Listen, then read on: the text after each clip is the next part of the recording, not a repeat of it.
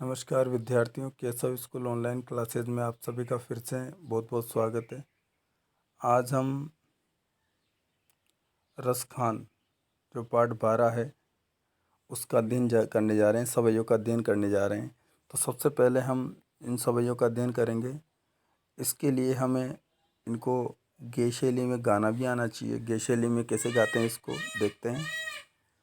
मानुष हो तो वही रस खानी, बसो ब्रज गोकुल गाँव के ग्वारन। जो पशु हो तो कहाँ बस मेरो, चिच्चरो नित नंद की धेनु मझारन। पाहन हो तो वही गिरी को, जो कियो हरि छत्र पुरंदर धारन। जो खग हो तो बसेरो करो, मिली कालिंदी कुल कदम्ब की डारन। जो खग हो तो बसेरो करो, मिली कालिंदी कुल कदम्ब की डारन। हम अध्ययन करने जा रहे हैं अब इस सवैया का। पहला सवैया था ये। भावार्थ जानने का प्रयास करते हैं। मानुष हो, पहली पंक्ति देखते हैं। मानुष हो तो वही रस खानी, बसो ब्रज गोकुल गाँव के ग्वारन। यहाँ पर जो कवि रसखान हैं वह ब्रजभूमि के प्रति अपना अनन्य प्रेम प्रकट कर रहे हैं, अपना अनन्य प्रेम प्रदर्शित कर रहे हैं, यानी ब्रजभूमि से उनको अत्यधिक लगाव है। इस बात को वो इस सवैये के माध्यम से प्रकट कर रहे हैं। सवैया क्या होता है? सवैया एक छंद विशेष का नाम है, छंद है। इसमें कुल मिलाकर के कितने वर्ण निकलते हैं देखते हैं, गणना करते हैं। 1 2 3, मानुष के 3 वर्ण, 2 हो तो 3 2 5 6 7, इनको गणना करेंगे 7। 3 वर्ण यहाँ हैं, 4 5 6 7 8 9 10 11 12 13 14 15 16 17 18 19 20 21 22 23 तो 23 वर्ण इसमें है। 23 वर्ण वाला जो छंद होगा, ये गवारन में आधा अक्षर है तो इसकी गणना नहीं करेंगे। 23 वर्ण प्रत्येक पंक्ति में निकलेंगे, गिन के देख सकते हैं हम इनको। तो पहली पंक्तिकार देखते हैं। मानुष हो तो वही रस खानी, बसो ब्रज गोकुल गाँव के ग्वारन। अर्थात यहाँ पर कवि रसखान कहना चाहते हैं, ब्रजभूमि के प्रति अपना जो अनन्य प्रेम है उसको प्रकट करना चाह रहे हैं और कहना चाहते हैं कि अगर मानुष हो, मानुष का मतलब मनुष्य, यदि मेरा जन्म मनुष्य के रूप में मुझे जन्म मिले, अगला जन्म यदि मुझे मनुष्य योनि में मिले, मनुष्य रूप में मिले, तो क्या चाहते हैं रसखान? तो मैं बसो ब्रज गोकुल गाँव के ग्वारन, तो मैं जो ब्रज के गोकुल गाँव के ग्वाले हैं, ग्वारन यानी होता है ग्वाले, बसो यानी वास करना चाहता हूँ, बसना चाहता हूँ। या तो कवि रसखान क्या कहना चाह रहे हैं इसके माध्यम से कि यदि मुझे अगला जन्म मनुष्य के रूप में मिलता है, मनुष्य योनि में मिलता है, तो मैं गाँव के ब्रज और गोकुल गाँव के जो ग्वाले हैं उनके बीच में मैं बसना चाहता हूँ, उनके बीच में मैं रहना चाहता हूँ। यानी एक ग्वाला बन कर के मैं अगला जन्म लेना चाहता हूँ मनुष्य के रूप में। जो पशु हो तो कहा बस मेरो, चरो नित नंद की धेनु मजारन। यदि पशु हो तो यानी अगला जन्म यदि मुझे पशु के रूप में मिलता है, तो अगला जन्म यदि मुझे पशु के रूप में मिलता है तो चरो यानी चरना चाहता हूँ, विचरण करना चाहता हूँ। कहाँ? चरो का मतलब यहाँ क्या है? चरो का मतलब यहाँ है विचरण करना।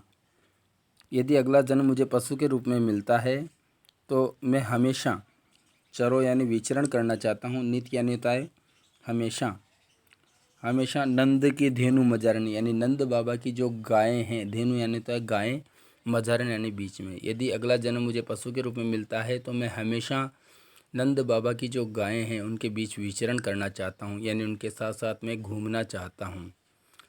पाहन हो तो वही गिरी को, जो कियो हरिछत्र पुरंदर धारण।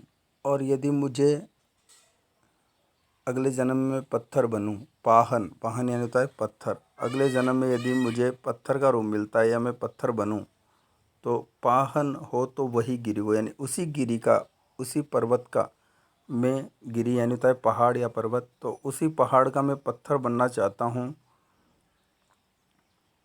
जो कियो हरि छत्र पुरंदर धारण, जो भगवान ने, जिसको हरि छत्र यानी भगवान श्री कृष्ण ने जिसको छत्र के रूप में पुरंदर यानी इंद्र के प्रकोप से, इंद्र ने जब बहुत ज़्यादा बारिश की थी तो श्री कृष्ण ने उस गोवर्धन पर्वत को अपने उंगली पर उठा लिया था। तो मैं उस पर्वत का पत्थर बनना चाहता हूँ जिसको भगवान श्री कृष्ण ने अपनी इंद्र के प्रकोप से बचाने के लिए अपनी उंगली पर धारण किया था।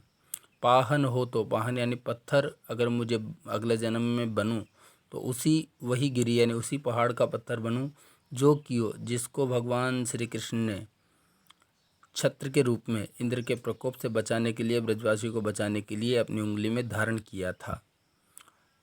और अंतिम पंक्ति है, जो खग हो तो बसेरो करो, मिली कालिंदी कूल कदम के डारन। जो खग हो यानी यदि मुझे पक्षी के रूप में मुझे जन्म मिले तो बसेरो करो यानी मैं बसेरा करना चाहता हूँ। कालिंदी यानी यमुना नदी के कूल यानी किनारों पर, यमुना नदी के किनारे पर जो कालिंदी का मतलब होता है यमुना, और कूल, कूल यानी होता है किनारा। यानी यदि पक्षी के रूप में मुझे अगला जन्म मिले तो मैं बसेरो करो अर्थात मैं बसना चाहता हूँ, बसेरा करना चाहता हूँ।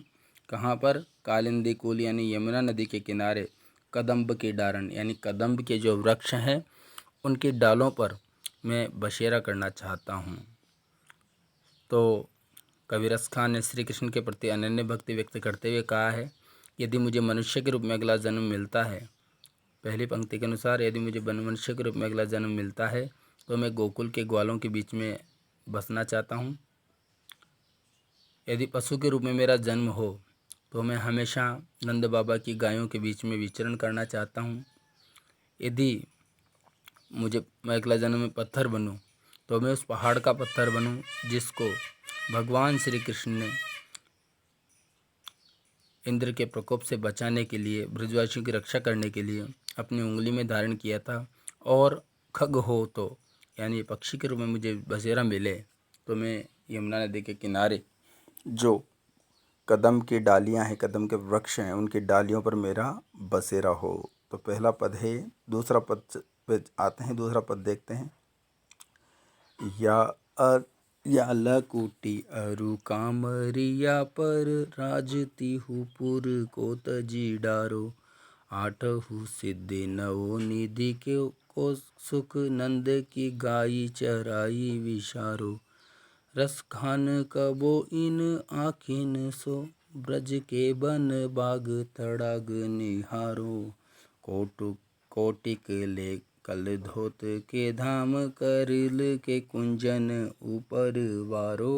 कोटिक एकल धोत के धाम, करिल के कुंजन ऊपर वारो। पहली पंक्ति देखते हैं। या लकुटी अरु कामरिया पर, राजतिहु पुर को तजी डारो। शब्दार्थ देखते हैं पहले इसके। या लकुटी यानी इस लकड़ी, अरु कामरिया और कंबल पर, जो ब्रज के ग्वाले या भगवान श्री कृष्ण जब जंगल में गायें चराने जाया करते थे तो अपने साथ लकड़ी और कंबल लेके जाते थे। तो उसके लिए ब्रज के प्रति अनन्य प्रेम व्यक्त करते हुए रसखान कहते हैं कि इस लकुटी यानी इस लकड़ी और कंबल के ऊपर जो ग्वाले धारण करते हैं उसके ऊपर में राजतिहुपुर यानी तीनों लोगों का राज्य भी तजिडारो यानी त्याग सकता हूँ। कवि रसखान कहते हैं कि जो ग्वालों की या भगवान श्री कृष्ण की जो लकड़ी और कंबल है, इसके ऊपर तो मैं तीनों लोगों का राज्य भी त्याग सकता हूँ, यानी भूलोक, आकाशलोक और पाताल लोक, इन तीनों लोकों का राज्य भी मैं त्याग कर सकता हूँ। या लकुटी, लकुटी का मतलब लकड़ी, कामरिया, कामरिया यानी कंबल, राज यानी राज्य, तिहुपुर तीनों लोकों का, तिहु यानी तीन और पुर यानी राज्यों का या लोकों का, तज यानी त्याग, डारो यानी डाल सकता हूँ। आगे हैं 8 सिद्धि नवो निधि के सुख, नंद की गाई चराई विसारो। और 8 सिद्धियों और 9 निधियों का जो सुख है वह भी मैं नंद बाबा की गायों को चराने के लिए भुला सकता हूँ। 8 सिद्धियाँ और 9 निधियों का जो सुख है वह भी नंद की गाय यानी नंद बाबा की जो गायें हैं उनको चराने के लिए मैं भुला सकता हूँ। बिसारो, बिसारो यानी होता है भुलाना। अब यहाँ पर शब्द आया है 8 सिद्धि और 9 निधि, 8 सिद्धि और 9 निधि। अब 8 सिद्धियाँ क्या होती है देखते हैं। 8 सिद्धियाँ किसे कहते हैं? 8 प्रकार की सिद्धियाँ मानी गई है। कौन कौन सी है? 8 सिद्धियाँ कौन कौन सी है देखते हैं। इनके नाम आपको भी पता होना चाहिए, कोष्टक बंद करके लिखें इनको। 8 सिद्धियाँ कौन कौन सी है? जो पहली सिद्धि है वह है अणिमा। 8 सिद्धियों के नाम है अणिमा। दूसरी है महिमा। तीसरी सिद्धि का नाम है गरिमा। चौथी सिद्धि है लघिमा। ये 8 सिद्धियां हैं अणिमा, महिमा, गरिमा, लघिमा। इनको लिख लें आप। फिर जब हम लिखें कि मैं 8 सिद्धियों, तो 8 सिद्धियों में कोष्टक बंद करके नाम लिखें अणिमा, महिमा, गरिमा, लघिमा। 4 तो ये हो गई, 4 और देखते हैं। फिर है अगली सिद्धि का नाम है प्राप्ति। फिर है पराक्राम्य। फिर है ईशित्व। और फिर लास्ट है वशित्व। तो ये 8 सिद्धियां हैं। मैं शुरू से एक बार फिर नाम बता देता हूँ। अणिमा, महिमा, गरिमा, लघिमा, प्राप्ति, पराक्राम्य, ईशित्व और वशित्व। यानी इन 8 सिद्धियों को भी का सुख भी मैं त्याग सकता हूँ भगवान श्री कृष्ण की या नंद बाबा की जो गायें हैं उनको चराने के लिए। और फिर शब्द आया 9 निधियाँ। अब 9 निधियाँ कौन कौन सी है देखते हैं उनको भी। 9 निधियाँ कौन कौन सी है इनके नाम देखते हैं। पद्य, महापद्य, शंख, मकर, कच्छप,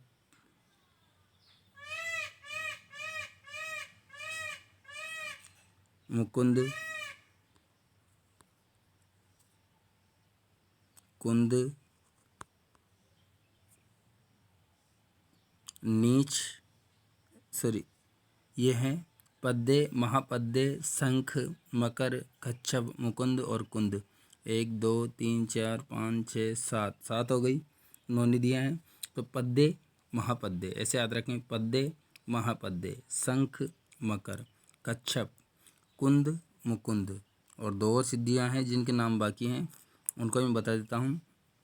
एक है नील और एक है खर्च। तो ये 9 सिद्धियाँ हैं। इस तरह से 9 निधियाँ हैं। पद्य, महापद्य, शंख, मकर, कच्छप, कुंद, मुकुंद, नील और खर्च। यानी नंद बाबा की गायों को चराने के लिए मैं 8 सिद्धियों और 9 निधियों का सुख भी त्याग सकता हूँ। आगे देखते हैं। रस खान कबो इन आखिन, सो ब्रज के वन बाग तड़ाग निहारो।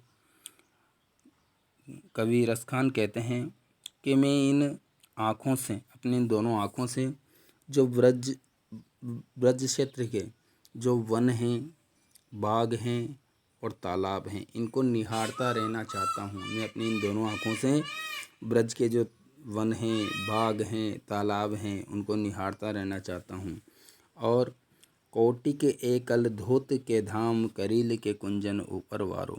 और अंतिम पंक्ति है कि कोटिक यानी मैं करोड़ों, ये जो कलधोत, कलधोत का अर्थ मैंने पहले बताया। कलधोत का अर्थ होता है सोने के बने हुए भवन। कौटिक यानी करोड़ों में ऐसे करोड़ों सोने के भवनों को करील के कुंजन ऊपर वारो, यानी करील के जो वन हैं, करील से तात्पर्य क्या है यहाँ पर? करील से तात्पर्य है यहाँ पर जो कटीली झाड़ियों के जो वन हैं उनके ऊपर, यानी जो ब्रज क्षेत्र में करील के कुंजन है अर्थात करील की झाड़ियों के जो वन हैं उनके ऊपर में सोने के बहने हुए करोड़ों भवनों को भी न्योछावर कर सकता हूँ। यानी मुझे वो करील के वन अत्यंत प्रिय हैं, मुझे सोने के भवन नहीं चाहिए, इस प्रकार से कवि कहना चाहते हैं। तो आज हमने इस पाठ 12 जो रसखान हैं उनके 2 पद, पहला पद और दूसरा पद, इनका अध्ययन किया। तो इनकी व्याख्या आज अपनी कॉपी में आपको लिखनी है। बहुत कम विद्यार्थी हैं जो ये गृह कार्य कर रहे हैं, तो अधिक से अधिक संख्या में सभी विद्यार्थी इस कार्य को करके बताएंगे, अपना नाम लिखेंगे। और जिन विद्यार्थियों ने पुस्तकें नहीं खरीदी है वो पुस्तकें खरीदें, और जो विद्यार्थी पुस्तकें खरीद चुके हैं, जिन्होंने अपने नाम अभी तक ग्रुप में नहीं डाले हैं, वो भी अपना नाम ग्रुप में अवश्य डालें और अध्ययन प्रक्रिया को जारी रखें, क्योंकि ये आज के समय में यही एक माध्यम रह गया है पढ़ाई का, ऑनलाइन अध्ययन प्रक्रिया। तो इससे लगातार जुड़े रहें। आप अवश्य अपना कोर्स धीरे धीरे करके आप पूरा कर पाएंगे, अन्यथा आप ऐसे ही बैठे रहेंगे तो आपकी पढ़ाई बाधित होगी, आप आगे नहीं बढ़ पाएंगे। धन्यवाद।